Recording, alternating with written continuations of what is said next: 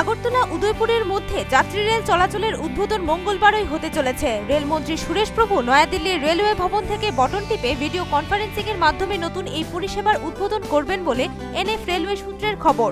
ফলে আগরতলা উদয়পুরের মধ্যে যাত্রী রেলের সূচনার বিষয়ে অনিশ্চয়তা কেটে গেল বলা চলে।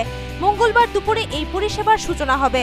শনিবার শেষ রাতে অন্ধ্রপ্রদেশের কেন্নুর রেল স্টেশনের কাছে হীরাখন্দ এক্সপ্রেস লাইনচ্যুত হবার ফলে গ্যাংটক সফর কাটছাঁট করে রেলমন্ত্রী সুরেশ প্রভু ঘটনাস্থলে ছুটে যান।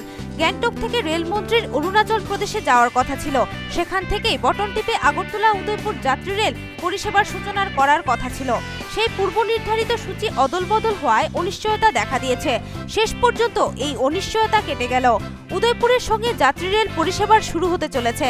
এর লক্ষ্যে আগরতলা রেল স্টেশনে বেলা 1:45 হবে উদ্বোধনী অনুষ্ঠান। এই অনুষ্ঠানে উপস্থিত থাকার জন্য পূর্তমন্ত্রী বাদল চৌধুরী, পরিবহন মন্ত্রী মানিক দে সহ রাজ্যের 3 সাংসদ জিতেন্দ্র চৌধুরী, শঙ্কর প্রসাদ দত্ত ও ঝর্ণা দাস বৈদ্যকে আমন্ত্রণ জানানো হয়েছে। Bureau report, news vanguard.